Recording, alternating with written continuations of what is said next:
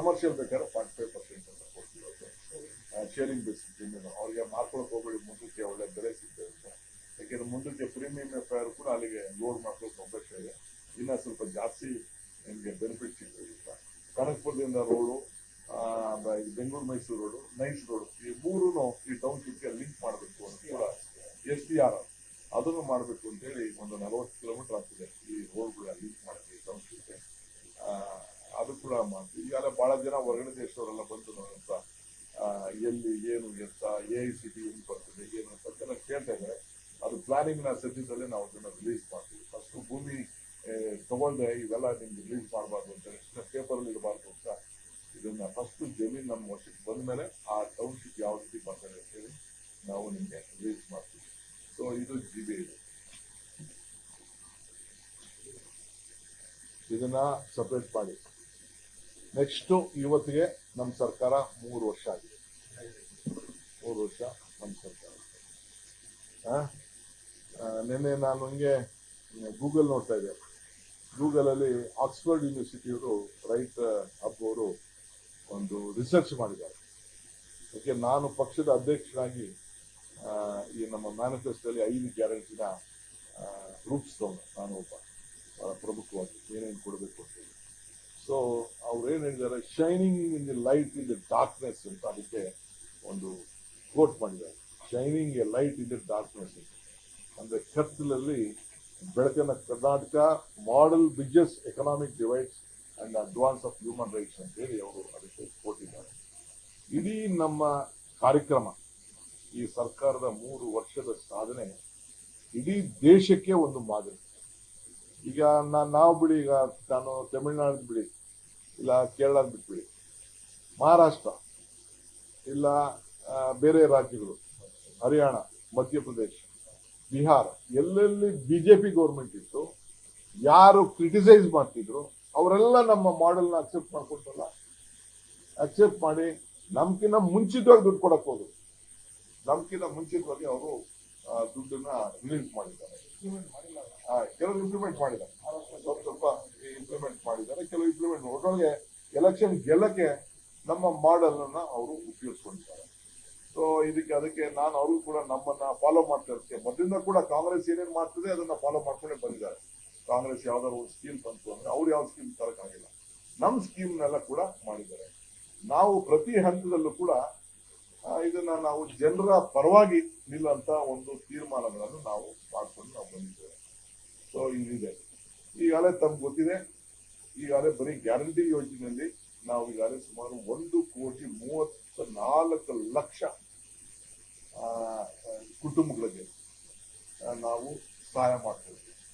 ಹೆಚ್ಚು ಕಮ್ಮಿ 1,30,00,000 ರೂಪಾಯಿ ಹೋಗ್ಲಿ, ಅವಾಗೆಲ್ಲ ಕೂಡ ರೂಪಾಯಿ ಈಗಾಗಲೇ ಇದು ತಲುಪಿದೆ. ಸೊ ನಮ್ಮ ಸಾಧನೆ ನಮಗೆ ತೃಪ್ತಿ ತಂದಿದೆ, ನಾವು ಮಾಡುವಂತ ಸಾಧನೆ ತೃಪ್ತಿ ತಂದಿದೆ. ಸೊ ಗೃಹಲಕ್ಷ್ಮಿಗೆ 1,24,00,000 ಮಹಿಳೆಯರಿಗೆ ಸುಮಾರು 69 ಕೋಟಿ ರೂಪಾಯಿ ಅಷ್ಟು ಹಣ, 69,000 ಕೋಟಿ ರೂಪಾಯಿ ಅಷ್ಟು ತಲುಪಿದೆ.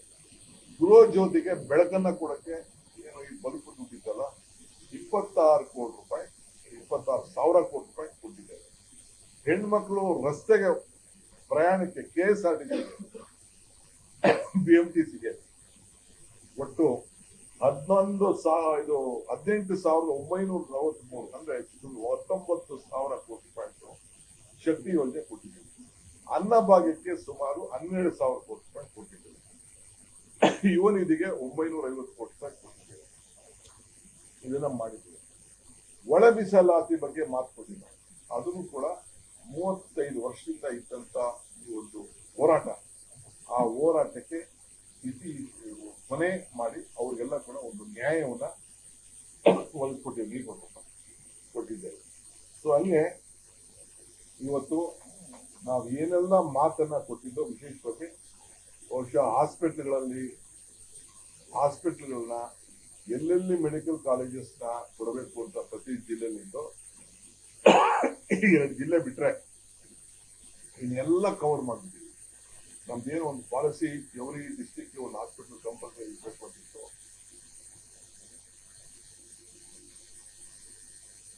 ಅದನ್ನು ಮಾಡಿದ್ದೀವಿ. ಸೊ ಎಲ್ಲ ಸಮುದಾಯಗಳಿಗೂ ಕೂಡ ಅವ್ರಿಗೆ ಏನೆಲ್ಲ ನ್ಯಾಯ ಒದಗಿಸ್ಕೊಳ್ಬೇಕು ಆ ಕೆಲಸ ನಾವು ಮಾಡ್ಕೊಂಡು ನಾವು ಬಂದಿದ್ದೇವೆ. ನನಗೆ ಇನ್ನೊಂದು ಏನು ಸಂತೋಷ ಅಂದ್ರೆ ಕೋವಿಡ್ ಅಲ್ಲಿ ಪಾಪ ಅವ್ರ ಕೈಲಿ ಮಾಡಕ್ಕಾಗಿಲ್ಲ, ಅವ್ರಿಗೆ ಬೇಕಾದಷ್ಟು ಅವಕಾಶ. ಕೊನೆಗೆ ಮೊನ್ನೆ ನಾವು ಚಾಮರಾಜನಗರಕ್ಕೆ ಹೋಗಿ ಯಾರು ಸತ್ತಿದ್ರು ಆ ಕುಟುಂಬದವ್ರಿಗೆ ಆ ಚಾಮರಾಜನಗರ ಮೆಡಿಕಲ್ ಕಾಲೇಜಿನಿಂದ ಅವ್ರಿಗೆ ವಿಶೇಷವಾಗಿ ಎಲ್ಲ ಸರ್ಕಾರಿ ನೌಕರ ಹುದ್ದೆಯನ್ನ ಕೊಟ್ಟಿದ್ದಾರೆ. ಸೊ ಹಂಗೆ ಬಹುಶಃ ಏನೆಲ್ಲ ಯಾವ್ದೆಲ್ಲ ಸ್ಕೀಮ್ ಇತ್ತು ಆ ಸ್ಕೀಮ್ ಅನ್ನ ನೀವು ಕೂಡ ಈಗಾಗಲೇ ನೀವು ಬೇಕಾದಷ್ಟೆಲ್ಲ ತೋರಿಸಿದ್ದೀರಿ. ಸೊ ಆಲ್ಮೋಸ್ಟ್ ಮಾಡಿದ್ವಿ. ಆಮೇಲೆ ಲಾಸ್ಟ್ 6ನೇ ಗ್ಯಾರಂಟಿ ನಮ್ದು ಭೂ ಗ್ಯಾರಂಟಿ ಅಂತ ಏನ್ ನಾವು ಅನೌನ್ಸ್ಮೆಂಟ್ ಮಾಡಿದ್ರು, ಇತಿಹಾಸ, ಇಡೀ ದೇಶಕ್ಕೆ ಒಂದು ಇತಿಹಾಸ. ಬೇರೆ ದೇಶಗಳಿಗೆ ಗೊತ್ತಿಲ್ಲ, ನಮ್ಮ ದೇಶದಲ್ಲಿ ನಾವು ಅವರ ದಾಖಲೆಗಳನ್ನ ಕೃಷ್ಣ ಬೈರೇಗೌಡರು ಮತ್ತು ಅರವಿಂದ್ ಡೆವಲಪ್ಮೆಂಟ್ ಎರಡನ್ನೂ ಕೂಡ ನಾವು ಬೆಂಗಳೂರು ಸಿಟಿಲಿ ಕೂಡ ಪ್ರತಿ ಮನೆದು ನಿಮ್ದೇನ್ ಮನೆ ಇದೆ ಆ ಮನೆ ಫೋಟೋ ನಿಮ್ ಫೋಟೋ ಹಾಕಿ ಖಾತೆಗಳನ್ನ ಗ್ರಾಮೀಣ ಪ್ರದೇಶದಲ್ಲಿ ಇರ್ಬೋದು, ಭೂಮಿ ಇರ್ಬೋದು, ಎಲ್ಲರೂ ಕೂಡ ಕೋಡಿ ಮಾಡೋದು, ಸರ್ವೆ ಮಾಡೋದು ವಿತ್ GPS ಹಾಕಿ ಅದನ್ನ ಕೊಟ್ಟು ಈ ಭೂಮಿ ಗ್ಯಾರಂಟಿ ಅವ್ರದ್ದು ಅದು ನಮ್ದಲ್ಲ, ಇದು ಅವ್ರದ್ದೇ ಭೂಮಿ, ಆದ್ರೆ ಆ ದಾಖಲೆಗಳನ್ನ ಸರಿ ಮಾಡ್ಕೊಂತ ಕೆಲಸ ಮಾಡಿದ್ವಿ. ಸರ್ಕಾರದ ಭೂಮಿಲಿ ಇದ್ದಂಥವ್ರಿಗೆ ಅದನ್ನ ಕ್ಲೀನ್ ಆಗಿ ಅವ್ರಿಗೆ ದಾಖಲೆಗಳನ್ನ ಸರಿ ಮಾಡಿಕೊಟ್ಟು ಮಂಜೂರಾತಿಯನ್ನು ಮಾಡಿಕೊಟ್ಟು ಏನು ನಮ್ಮ ತಾಂಡಗಳಲ್ಲಿ ಬೇರೆ ಬೇರೆ ಅವ್ರು ಏನೇನಿತ್ತು ಅದನ್ನೆಲ್ಲ ಕೂಡ ಅವ್ರಿಗೆ ಒಂದು ಪರಿಹಾರವನ್ನು ಕೂಡ ಕೊಟ್ಟಿದ್ದೇವೆ.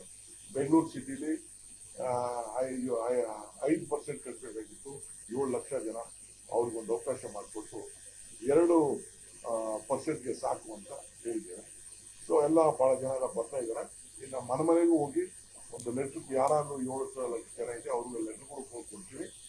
ಕೊಟ್ಬಿಟ್ಟು ನಮ್ಮ ಅಧಿಕಾರಿಗಳು ಗ್ಯಾರಂಟಿ ನ್ಯೂಸ್, ಸುದ್ದಿ ಖಚಿತ, ನ್ಯಾಯ ನಿಶ್ಚಿತ.